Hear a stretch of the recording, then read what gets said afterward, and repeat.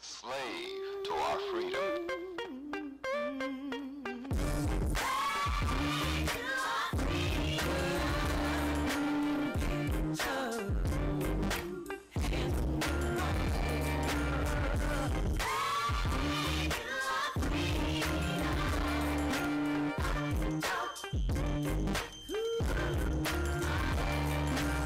The young brother was downright eloquent with his misinformed soliloquy. He said using nigger affectionately among ourselves takes the negativity out of the word. But there's no other race of people can use it ever but us. And you thought that kind of reasoning existed only in the Twilight Zone. Then again, the Twilight Zone was a TV show. The plight of black America is tragic reality. Somebody said the revolution would not be televised. They didn't say anything about our devolution, which is well documented.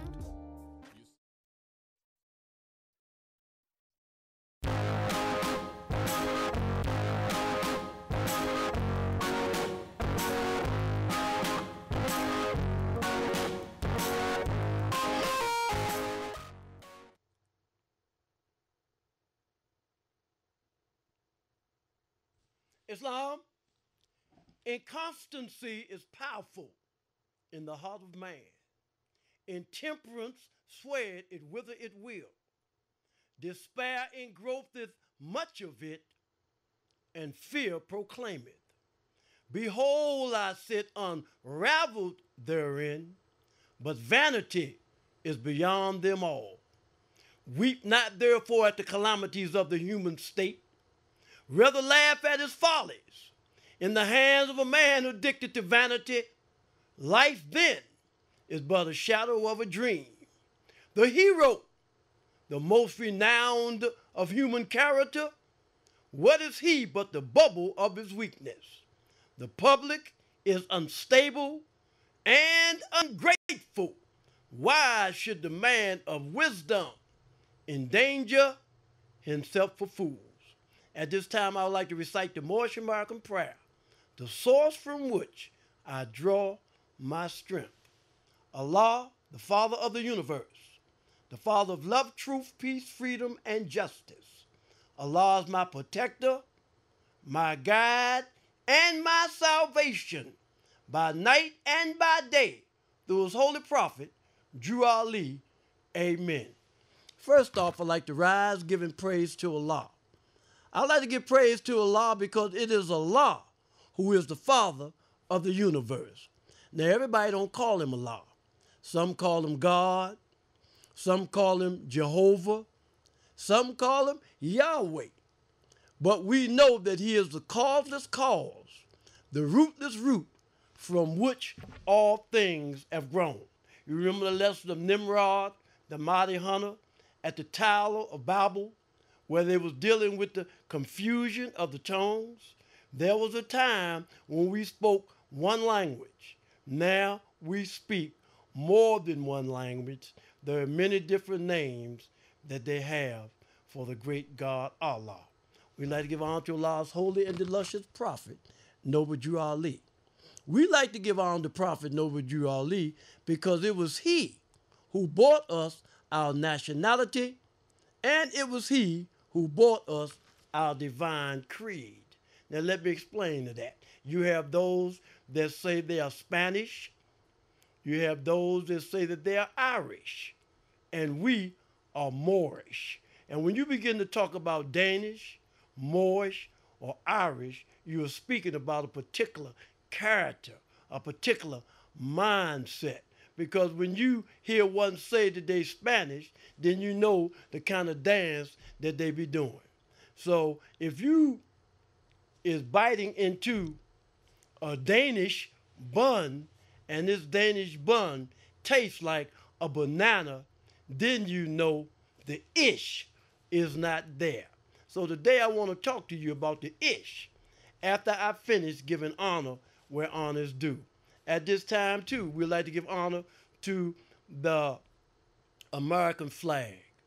So many people always talk about the Moors and say that the Moors try to come close to the European. Even though what we went through with this nation, we still try to get close to the European because we are talking about citizenship. When the prophet Noble Drew Ali was sent to this earth by the great God Allah, he told the Moors about citizenship. He told the Moors that in this government, that the citizens of all free national governments, according to their national constitution, are all of one family bearing one free national name. And those who fail to recognize the free national name of their constitutional government or black man is subject to all inferior names, abuses, and mistreatments that the citizens care to bestow upon them. And it is a sin for any group of people to violate the national constitutional laws of a free national government and cling to the name and principles that delude to slavery. So now we're talking about citizenship. We're talking about citizenship in this government. And you're not a citizen in this government if you call yourself Negro, colored, or black, because these names was given to slaves by slaveholders in 1779 and lasted until 1865 during the time of slavery. And when Allah sent Noble Drew Ali to this earth, he came with the methodology to teach us these things that we'll be law abiders and receive our divine rights as citizens. Because you know they're 3/5 of a man as we were called. But Noble Drew Ali came with nationality and divine creed. When Noble Drew Ali came with nationality and divine creed, we was no longer 3/5 of a man, we was whole now. Because all day long in mathematics, 5/5 is a whole. So when Noble Drew Ali came with nationality and divine creed, he made us whole again, telling us that we were citizens of this government. This is the great melting pot of many different nationalities. And the blessing that we Moorish Americans have, that we have a government that protecting us in our ignorance and our and whatever else you want to call it, because right now any other nation can come in here right now, take control of us, and put us right back in the advent of slavery. So now we're honoring two. We're honoring our national flag, and we're honoring our national descent flag. Something else Noble Drew Ali brought to the Moors. He brought us a red flag with a 5-pointed green star in the center. And that means something to me. I don't know what it might mean to somebody else, because Noble Drew Ali said he can't wake everybody up at one time. He said if he wake you all up at one time, he ain't going to be able to do nothing with you himself. So if he's not able to wake everybody up, I know what I'm about ready to say ain't going to be a tip off the iceberg, because I have something to tell you today. But before I do, I want to say something about this flag, because a lot of my brothers and a lot of my sisters, they're honoring Abu Bakr, Uthman, Ali, and all of the caliphs of Islam who is somewhat set outside of your genealogy. That's why Noble Drew Ali say, will you give him brief? The line genealogy through which Jesus came. And say some of the great fathers through which Jesus came are Abraham, Boaz by Ruth, Jesse, King David, Solomon, Hezekiah, and Joseph by Mary. So he's keeping us in our line genealogy, because if we begin to take on the Arabians' genealogy, then we're going to miss a mark, because everybody else is claiming your Jesus. Everybody else is claiming Ruth. Everybody else is claiming Boaz. Everybody else is claiming your genealogy and got you running over there to Arabia claiming somebody else's. But you know, it was the Arabians who were the first ones that tried to put the Moors into perpetual slavery. I'd like to give honor to all literature pertaining to Islam in the Moorish Science Temple of America. And Noble Drew Ali told us something about the book. See, he told us that every prophet bought a book. Noble Drew Ali bought us a book. And he said, these lessons are for all those who love Jesus and desired to know about his life, works, and teachings in India, Europe, and Africa. So he's a universal prophet. There's never been a prophet that come out of Europe. You can't tell me one. Tell me one prophet that come out of Europe. Because Drew Ali told us from the east comes all light. And though the sun is hanging at high noon, the blind cannot see the light. The same as the Islamic creed brought to the Asiatics of North America by Prophet Noble Drew Ali, who offered to those who were sick at heart, tried for many years, yet they are blind and cannot see the light. And I want to talk about that today. I want to talk about blindness and not being able to see the light. Because you could be blind of these two eyes, but you could have a third one. You could have a third eye, and that's what I'm going to talk to you about today. A brother came to the Moorish Science Temple the other day and said that he was a Moorish scientist. And then he said he was a member of some old gang. But when I got up there and started talking, he hadn't been back yet because he seen what a real Moorish scientist was, and he was just directing something that somebody else told him. So at this time, I want to read from the Moorish Holy Quran, and then I want to read from our Moorish literature pamphlet. And from the Moorish Holy Quran, I'm going to read from chapter 3. And I'm going to read from verse 21 in chapter 3. And verse 21 reads on this wise. It says, the only devil from which man must be redeemed is self, the lower self. If man would find his devil, he must look within. His name is self. And I want to talk about this for a minute because when we begin to talk about the devil, we was taught coming up that a devil was one that had horns coming out of his head. And every day I look for the devil, I'm looking at other people for the horn to show up, not knowing that the devil was within me all the time. Because your heaven and your hell is not a place of metes and bounds. It's not a place to be reached. It's a state of mind. And Allah never made a heaven for man. He never made a hell. We are creators and make our own. I'm reading from a book. But when you listen to what I'm saying to you today, I got to take you to this other book. And the book I'm taking to you is a 2-page book. Because before man even wrote any book, there was a 2-page book. There's a dual nature. And the 2-page book is your higher self and your lower self.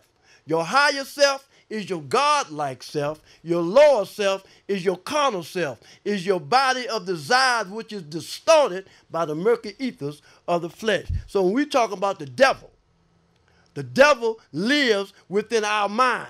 The devil lives within our thought pattern because thought is the cause of it all. Everything comes from thought. In the beginning was the thought. Everything comes from a thought. Your heaven and your hell is a thought pattern. Allah never made a heaven for man. He never made a hell. We are creators and make our own. So stop looking for a heaven in the sky. Just open up the windows of your heart and a heaven will come in with boundless joy. Thus we just had a reading of the Moorish Holy Quran, divinely prepared by our Holy Prophet Noble Drew Ali for our earthly and our divine salvation. This book is also known as the Book of the Seven Seals. And the Book of the Seven Seals in the Book of Revelations, it says none was able to open and read from these sacred pages the messages of purity and love. And that's why so many of our brothers and sisters are still in the church. They're still in the church when you know that the foundation of Christianity began in Rome, and it was the Roman nation that founded the first church, of whom crucified Jesus from Nazareth for seeking to redeem his people from under the Roman yoke and law. So I want to talk about that because this book here is the Book of the Seven Seals, but everybody can't read it and understand it. See, because Allah took that from you. He's not going to wake everybody up at once. He said because he ain't going to be able to do nothing with you himself. The second book, I want to read from the Moorish literature pamphlet, and the lesson that I want to read is the prophet has spoken. And I want to read from, because the reason why I want to read from this, because we've been discussing this in our Sunday school. You know, you have brothers and sisters that have come around and say, hey, the prophet Noble Drew Ali say we must keep our wrongdoings out of the eyes of the public. Let me reiterate that, because all of us heard that. It said, keep your wrongdoings out of the eyes of the public. But this is not what Noble Drew Ali said. Noble Drew Ali couldn't have said that. And the reason why Noble Drew Ali couldn't have said that, because he's the divine prophet. And if he's a divine prophet, he's not going to tell you to keep your wrongdoings out of the eyes of the public. And I'm going to read to you what he said, because a lot more go to that. And it's read on this wise. It must not be known that any leader is staying away from home or neglecting his duty at home, or must allow the public to know of his wrongdoing. So he didn't say keep your wrongdoings out of the eyes of the public. He said you must not allow the public to know of your wrongdoings. And how you do that? By not doing anything wrong. Because anything that you do, the street have ears. Anything that you do, somebody in the street will know it. You go to the liquor store and buy your wine. You go to this place and buy that. If you're not in the member of the Moorish Science Temple, that's the public. And the public will see and know of your wrongdoings. And Noble Drew Ali told us that. But in that lesson, he's talking about your wife. He said, your wife must know your good deeds. You must not neglect your duties at home. And same thing what the brother told me. I'm going to leave my woman. I'm going to get me a European. Why are you going to get that? Because you're not Asiatic. See, a lot of us talk about we are Asiatic, but you have two formulations. You have Asiatic and you have European. And we talked about it last week where the book was telling us that Jesus was talking about the 7 churches that was in Asia. It tells you that in the Bible. It didn't say the 7 churches that was in Europe. And the reason why it said that the 7 churches was in Asia, because at that time, Europe was not even in existence. See, when you begin to talk about the continental drift or the Pangea, you're talking about before Europe ever came into existence. So it say, who are you? What are you? What is your nationality? What is your name? Who are you? We're Asiatic Muslim, Moorish American. And the reason why we're Asiatic Muslim because they ain't but two formulations, Asiatic and European, and you sure not European because you was here. And why are we Muslim? We're Muslim because we submit our will to Allah. Now, how do we submit our will to Allah? I want to talk about this because the Jew Ali told us that our new Mecca is in Chicago. But we have a lot of brothers and sisters go to Chicago, but they're going to the holy city of Mecca too. Because they say that Jew Ali say we are Muslim under the holy and divine laws of love, truth, peace, freedom, and justice. So we got to go to the holy city of Mecca. We got to say, Ilaha Muhammad Da Rasulullah, bearing witness that there is no God but Allah, and that Muhammad is the last and the seal of the prophet. So those that run with Ramadan, see, you got to leave that part alone, because Jew Ali is no longer your prophet. Because Muhammad is the last, the seal of the prophet, and they say after Muhammad, ain't no more coming. Surah 33, Ayah 40 say he's the last and the seal. So we want to look at this because when you begin to say that we Moorish Americans and we are Muslim, well, you got to go, you just can't fast during the month of Ramadan. You got to go to the holy city of Mecca. You pay your zakat, I think, or you have to do those other things if you're talking about the 5 pillars, and one of the pillars is bearing witness that Jew Ali is not a prophet. No more coming after Muhammad. And I don't know what kind of God would Allah be, just like Brother Navi, our brother. He told me the other day, he said, I had a silk suit. And he said, I threw away my silk suit. He said, I had a pair of short pants, and they were silk. I threw away my pants. He said, because I was told that a Muslim cannot wear silk or gold. I said, well, that don't have nothing to do with the Muslims. What do that have to do with us? The reason why Prophet Muhammad gave you 5 prayers, the reason why Prophet Muhammad tell you to leave the silk alone and to leave the gold alone is because of what you was going through in your life. But the Moorish America, we don't have that kind of problem because we from the Africa. We're descendants of the ancient Moabites. So in Africa, that's where the gold, that's where the silk, That's where the diamonds come from. So this is a custom of our people. I went through the holy day the other day. I said, look, I got a pair of silk pants on because that's our custom. And it feels so good. And if I ever get married, I'm going to buy me some silk sheets. So the sister and I could rest in silk sheets. So don't get hung up in an illusion. We're taking on somebody else's concepts. We're taking on somebody else's ideology instead of looking to what the prophet, Noble Drew Ali, have instructed us to do. So I was speaking about the flag. Be ever mindful that that is the red flag with the 5-pointed green star in the center is the flag of Solomon. You can look in any dictionary, it'll tell you that that is the flag of Solomon. Now, if that's the flag of Solomon, then how can the 6-pointed star be the star of David? If David is the father of Solomon and the 6-pointed star, the hectagram, is the flag of David, then something is wrong somewhere. And our people look at it because somebody stole somebody else's birthright. And who in the history of mankind lost the birthright other than you and me? That's why on our nationality card, Noble Drew Ali talked about birthright. Because when you begin to talk about line genealogy, you're talking about an ether that need to be looked at by those of African descent. Now, we use the word Africa.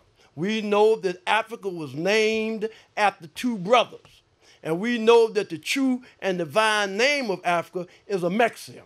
But we're applying that sign because Drew Ali told us to apply it. Now, the title of my lesson today is Economic Security. And the reason why I want to talk about economic security today is because I be looking on social media all the time. And I see a lot of brothers and a lot of sisters talking about the 501c3.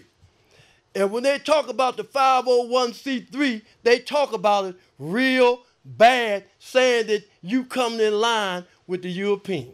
But before I get into this 501c3 today, I want to tell you something. Do you get food stamps? Do you get that other stuff that they give you? They're going to do more checking on you then than they do if you have a 501c3. Because every year when you get them food stamps and everything, you got to give a lot of information up. Do you work? How much money you make? Etc., etc., etc. But when I first joined the Moorish Science Temple, brothers told me years ago, see, there wasn't a lot of you around then.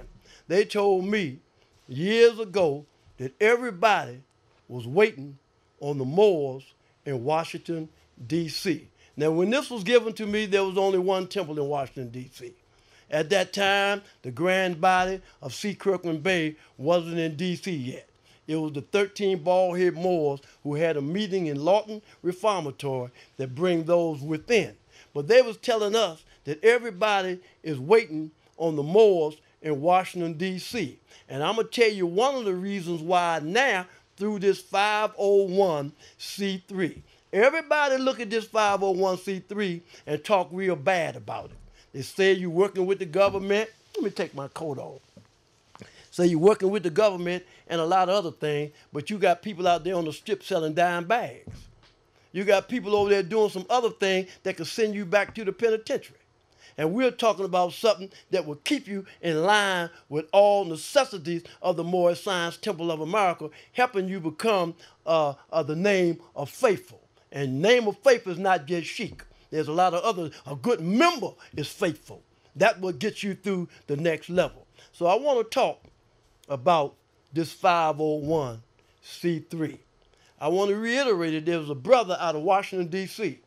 See, because I'm from Washington, D.C., and this is why I talk so firmly about the 501c3, and after I finish today, you're going to get a chance to see the blessing in it and the blessing not in it, because there's some blessings in everything. And because you're a citizen of this free national republic, then the 501c3 will help you do some things with our babies. Now let me explain. I know some brothers come out to, let me finish with Tyrone Parker. Tyrone Parker, they had a organization in Washington, D.C. For Alliance for Concerned Men. And they was going over into certain neighborhoods, trying to stop the killings and the violence that was taking place. And I heard him recently say that some of the people that they was teaching and working with that was in those streets now have 501c3s. What is that? He said that he worked with dogs. He said that he trained dogs. And with this, he is hiring brothers and sisters to work with him. Because through this 501c3, if you set up your paperwork, then you can go to the government. You can go to the government and ask for certain monies. Because you could ask for the building, you could ask for a lot of different things, and it'll keep you legal. He mentioned other brothers that through that program was able to get 501c3s and employ people and take care of his household also. Now I want to get into this. My friend that I knew had a 501c3 and gave a lot of people jobs that I know. I was working with a brother, and he had a 501c3, Brother Earl Robinson Eel.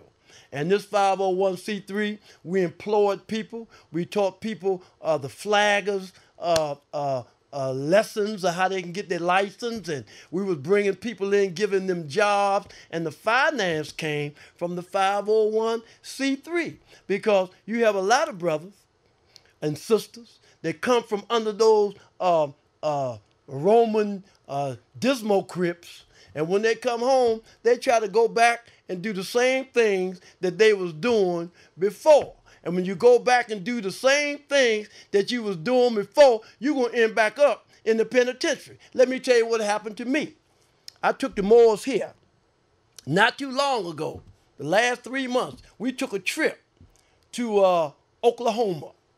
And we went there, we went to meet with some Moors. After we left that meeting, on our way back to the airport, they put Navi, because he was with us, they put him in one of those,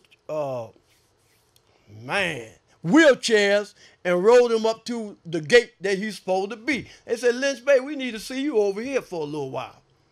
I said, yeah? He said, yeah, because we need to see you because we think that you might have some bomb residue on you. So I went over in the room. He said, we ain't going to go through your stuff too much.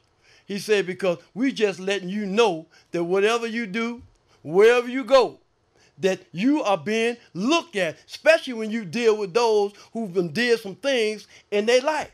So we got to be able to mindful whatever we do, whatever we say, wherever we go, you got somebody that's watching and looking at you. They say you can go now before your plane leave because we know that you ain't doing nothing, but we just letting you know the association bring about simulation. Now, the 501c3. We had, people that I know had one since 76.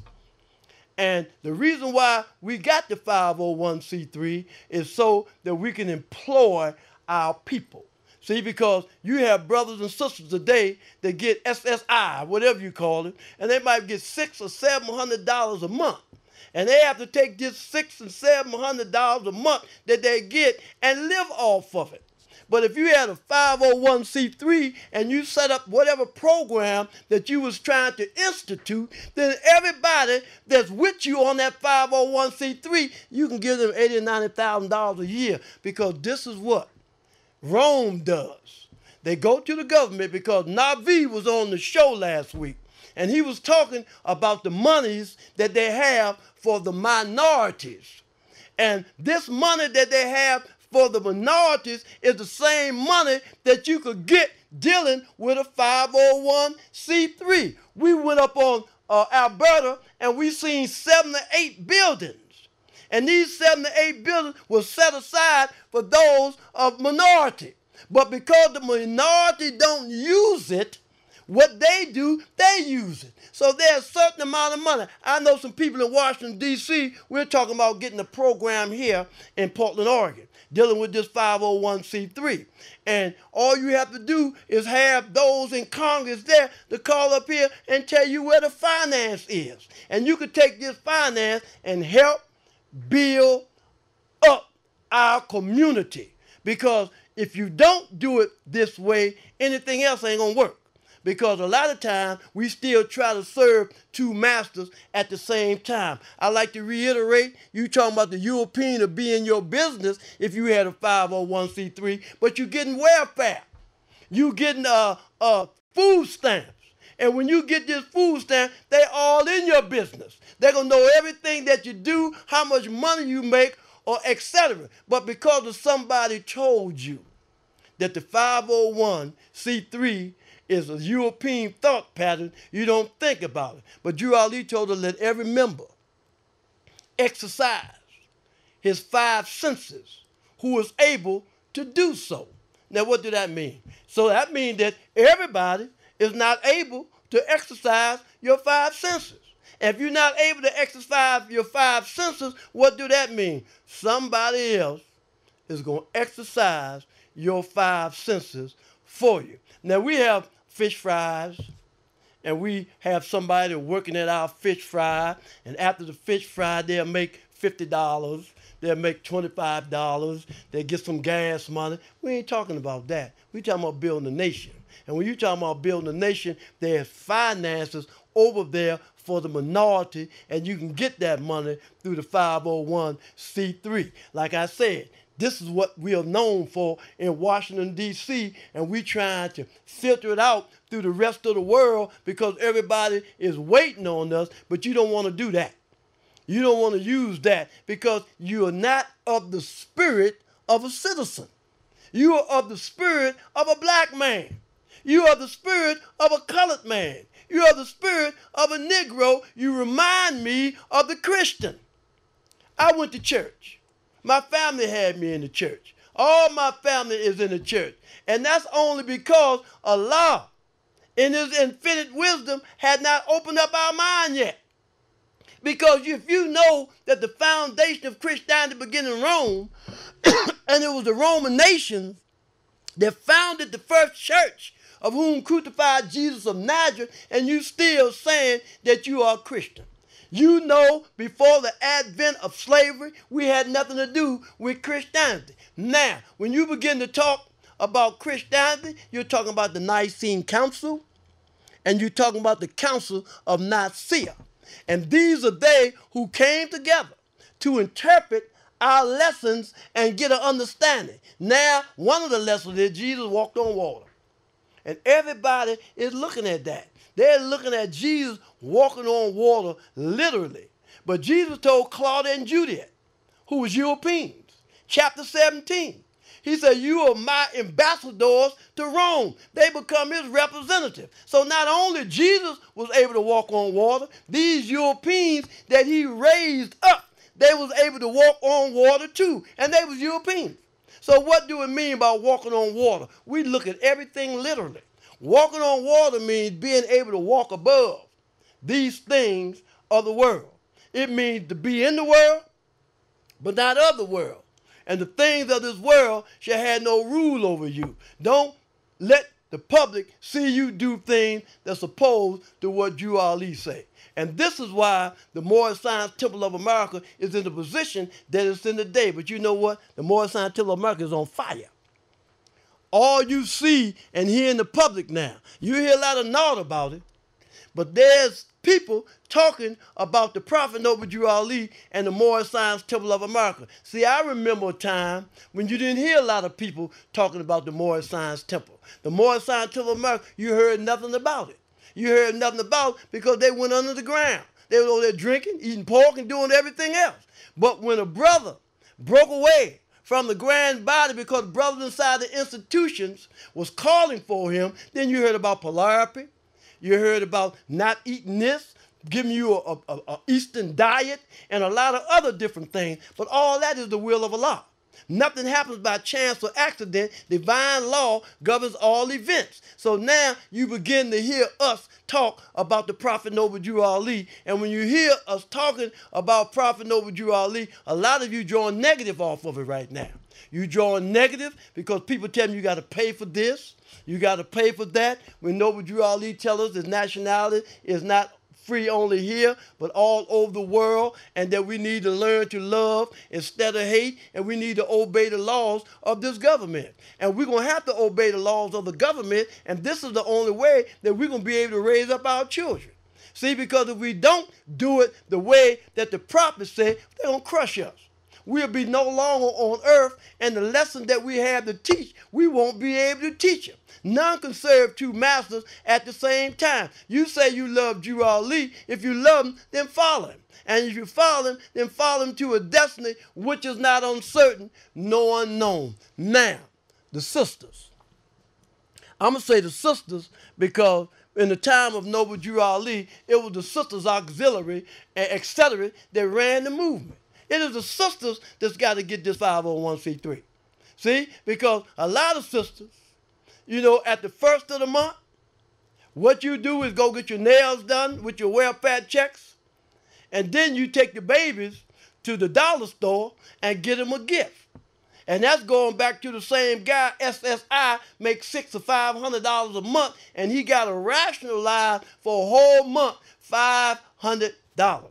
And if you're in the more scientific, you got to pay your dues, you got to pay this. And then basically you're living in a room or living with somebody. Because right here in Portland, Oregon, you cannot get nothing for $500. You could get a tent over there on the street. But here, every day they're raising the prices up. And everybody I know that has the government or have an extra room in their house and the government is bringing people in to live there, they constantly telling them, you should raise the price up. You should raise the price up on this. But if you get your own, see, through this 501c3 and as a citizen, you could set your house in order physically because we're talking about finance now. And then when you do that, let me share this with you. There was a big bus one time, a big truck, and this truck was named as Big Bertha. Now, I'm going to use Big Bertha because I've been in the movement over 40 years. And you hear all this new stuff coming up, but there was nobody else around talking about no economic security. So they had Big Bertha. And Big Bertha was out there at Mortgage Home number 1. Yes, I'm talking about Mortgage Home number 1. Because when nobody else was there, they was there. And in Big Bertha, they had to do a lot of gardening and put the food on the truck and take it here, take it there, and take it everywhere. And that's what we need to do. Once we begin to get these 501c3, we need to go buy a cow if you eat meat. And when you go buy this cow, what you do, you'll buy a whole cow, you break this cow down, and I guarantee you 30 or 40 people can fill up their freezers, you know, with the meat that's in that cow. I ain't talking about the dog. I'm not talking about the pork. Right now, I'm going to talk about the cow because we're going to get away from the cow later on, too. Because whenever we look in ancient times and biblical times, when we always look in the biblical scriptures, and when they're talking about food, all they show us is fruit. So right now, we're going to talk about being a fruitarian. And being a fruitarian, it'll keep you away from coals and etc. I remember there was a time for 10 years straight, I didn't eat no cooked food. So I went to some people and I said, well, just give me a carrot or a cucumber or something once a week. They said, you can't have this. He said, because you cannot live on it. That's the way I've been doing it for the last 10 years. And it seems strange to some people. So I just wanted to say that because there's a lot of lessons that we need to look at on this 501c3, sisters. And sisters, you can apply this and you can help build the temple with this. And then it'll stop you from getting $50 when we have this kind of event. You can get $500. You can get $10,000. You can get $60,000 if you have that schooling and you could deal with this position. And this is something that Drew Ali bought us.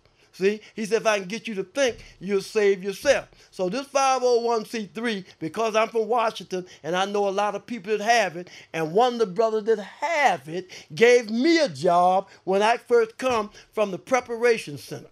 And he said, I'm going to give you a job, and I'm going to give you $15 an hour. And what this $15 an hour will do will help you to be able to support your wife and children or your family a little bit, and you don't have to be struggling too much. See, and I was talking to a brother today about Obama when they had that Social Security, what you call that, unemployment.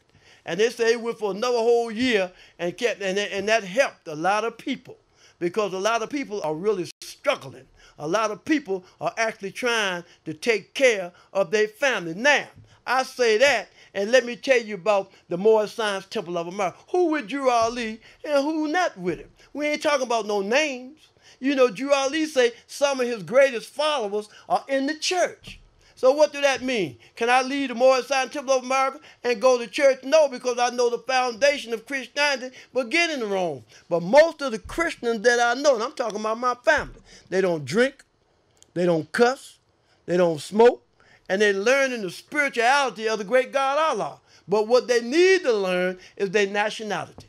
And once you learn your nationality, then you are plugged in to this earthland. Because we had a national name when first brought to these shores in the early part of the 17th century. If so, what was it? Now, let me share this because it's important.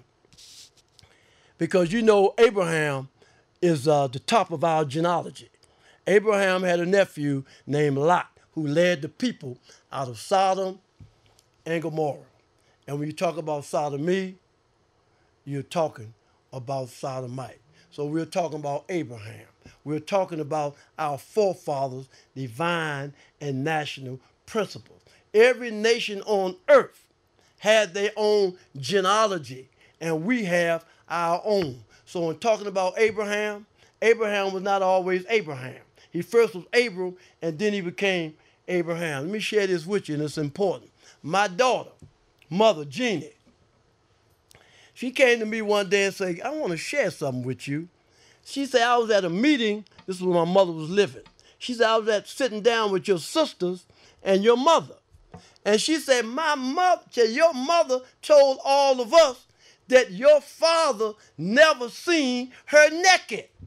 I said, good Google Moogles, because you know you ain't seeing that today, because today they got cameras and everything. But it wasn't strange to me in my mind that my father never seen my mother naked, because I'm over 65. And I remember when you had a little girlfriend. And when you and your little girlfriend get together, the first thing she do, you cut the light out, and then you get under the cover. You get under the cover and do whatever you're going to do, and then you get up and put the clothes back on and everything. There was principles in them days. The sisters wore quindolins and girdles. Today, man, everything is out there. Everything, because we have taken on somebody else's concepts. We have taken on other mindsets that has nothing to do with us. You got to be ever mindful that when you begin to talk about your forefather, you're talking about Ruth. You're talking about Mary. You're talking about Elizabeth. And these were sisters of the book. And the European nation could not understand why they could not control these women. Because when you talk about uplifting a brother, you uplifting an individual. But when you talking about uplifting a sister, you talking about uplifting the nation, because through her womb, humanity comes. So she is the first teacher. And you need to teach this sister and instruct her so she can instruct our children. Now, I wrote something down and I want to share it.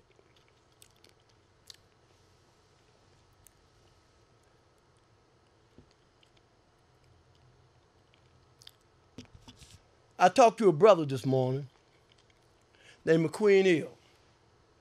And we was talking about how it used to be when I come up. And when we come up, say for instance that we was in some dispute with this particular individual. And when we in dispute with this individual, we can ready to go see him in a real bad way. But somebody whisper and say, man, that's Joe Blow's cousin, or that's Joe Blow's brother. We'll back up, because there was a respect factor back then. You know, because we knew his brother, or because we knew a family member of his, he got a pass because we was dealing with respect. There's no more respect. There's no more respect among the Asiatic race and nation. What we'll do, we'll kill you.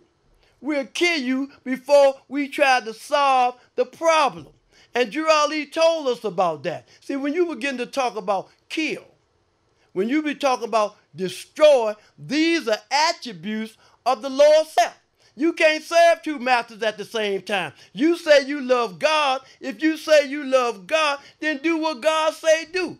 Just like Noble Drew Ali. When Noble Drew Ali came to this earth, he came to this earth to redeem men from their sinful ways. What is our sinful ways? It is a sin. He said sinful ways. It is a sin for any group of people to violate the national constitutional laws of a free national government and cling to the name and principles that delude to slavery. Now we take on names and we take on principles that delude to slavery. I heard one of these big black leaders the other day. He was throwing a dagger at the Moorish Americans, saying he don't understand how the Moorish Americans can say that we're citizens in this government when we done been through all that we have been through with the European nation. Stop acting like that. You act like the same way. You doing the exact same thing. But what Drew Ali is telling us, that we're citizens of this government. And he's telling us that once we proclaim our nationality, we have all rights that any other citizen have. Because if you call yourself Negro, colored, and black, you are dealing with what is known as civil rights. Not human rights, you're dealing with civil rights. And when you talk about civil rights, you're talking about a non-political issue.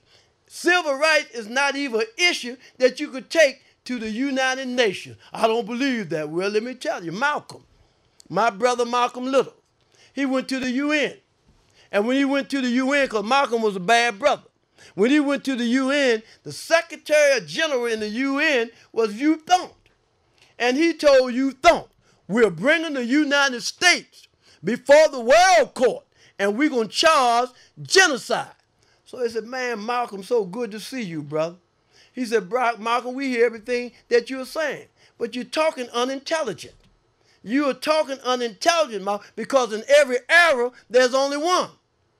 And that reminds me when Malcolm went to Bonnie Springs, Kansas. He went to Bonnie Springs, Kansas, and the Silent Brotherhood ran him out of there because he went silent on them. And he was trying to go there to try to do some signs with Brother Lynch-Bey and them out of Moorish Home number 2. Yes, I say Moorish Home number 2 because you got Moorish Home number 1, you have Moorish Home number 2. And the reason why you don't have a Moorish home under the other grand bodies is because they ran under the ground. They was hiding. I got over 40 years, and I know we were looking to try to find somebody, but they are under the ground. And I'm thinking about the star and the crescent. And I'm looking at this symbol that I have right here, and it reminds me the symbol came about when the FBI and Hoover and them had the Moorish Americans under scrutiny because of our relationship with the Chinese and the Japanese. So they was talking about Islam. You got to understand, back then, it wasn't no Islam. You had a few people over here that was practicing Islam, but if you have the Book of Fire, the Holy Quran, you'll go to jail. You'll get locked up. It was Noble Drew Ali who got that book legally established in this government. And so now, whenever you see somebody walking around with a Holy Quran in Mecca, they don't realize that Noble Drew Ali got it legally established because everything else and everybody else came after Drew Ali. Drew Ali is the granddaddy. He taught everybody. And you see the tapes that I put up about all these people who took certain monies from the government. And they took this money from the government. They said, you can call us black, you can call us colored, you can call us whatever you want, boss. But the boss say, yeah, I do that. But you can say I'm the devil. You can call me whatever you want to call me. But just don't tell your people that they have a nationality. Say whatever you want. I be this, I be that. I be the devil. As I say, they use that word specifically. So you can call me a devil, but we just don't want the people to know that they had a national name when first brought to these shores in the early part of the 17th century. Because if those of Moorish descent find out about their national name, and the national name was Moorish. I talk to people today that's 70 years old, 80 years old, and 65 years old. And these people today are calling themselves black. And it don't make sense to me. It only lets me know about the mental slavery. Because you know, back in the day, if somebody called you black, you going to fight. If somebody called you Negro, you accepted that. And you got a lot of people still accept Negro today because you're a part of the NAACP, the National Association for the Advancement of Colored People. And when you call yourself Negro, colored, and black, what you're doing, you're not honoring your father and your mother, and you're separating yourself from the human family. You're no longer a part of the human family. I was talking to some people today about the book of Ruth in your Bible. And in the book of Ruth, it says that Ruth was a Moabite. And Ruth married Boaz. And you know in these big lessons, like, you know, the Eastern Star or the Masonic order, all them, they use these words like Ruth and Boaz and Elizabeth. And these are they who are our forefathers. So they done buried our forefathers in Vatican Square and took on these names. We don't look at that. We don't look at it. We say in this era of time, things change. Truth don't change. Today is what it was yesterday. And man today is what his forefathers were yesterday. And there's no one who is able to change man from the decent nature of his mother and father unless his power extends beyond the great universal creator, Allah himself. They say this is a new era of time now.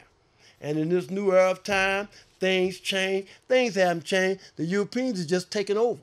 He got you taking on his concepts. He got you acting like him. The other day, the Supreme Court came back with a decision and said that they were not going to lock up this guy who didn't make a cake for two people that married each other and they was of the same sex. And he said that because of his religious beliefs, that they cannot force him to make a cake. Now let's be ever mindful. We all know that. You can't get around that. You're going to accept it because somebody in your family that took on that concept, so you're going to be all right with it. When you know Abraham had a nephew named Lot, so we as a people, we've been teaching that lesson all the time. Whenever you hear one talk about Lot, then you know he looked just like me. Whenever you hear one talk about Lot, he looked just like Drew Ali because he said something the great father through which Jesus came, he said it was Abraham. And when you talk about Abraham, let's go back to Abraham because Abraham was not always Abraham. He first was Abram, and then he became Abraham. And he became Ham when he found grace in the eyes of God. So now in the Moorish Science Temple, we have an eel and we have a bay on our name. And that eel and that bay that's on our name is that Ham that's on Abraham. See, because once you found out about your forefathers' ancient and divine creed, then you became eel and you became bay, just like Abraham. So when you become eel or bay and take on that eel or bay, then that means that you have been born again. And we're going back to that same lesson about being born again. Being born again means changing your thought pattern. The way you used to think, you don't think no more. And when you change your thinking, then you would change. Somebody could thought is the cause of it all. Man is not the body nor the soul. He's a spirit and a part of Allah. So the spirit that you of is what you're thinking. So if you are of the spirit of your forefathers, then you are of that divine and national principle. You was blessed. You know, when there was a people that Allah wanted to give, I say Allah again because I call him God when I'm talking to you. And when I'm talking to a Hebrew, I might call him Jehovah. And then, you know, you have some call him Yahweh. I'm talking to you in English. Now, going back to wearing certain kind of garments. If I wear some gold that has nothing to do with me getting close to Allah. If I wear silk, that has nothing to do with me getting close to Allah, because all this comes from my forefathers. Divine and national principles. This comes from Africa, the motherland. All these resources are from there.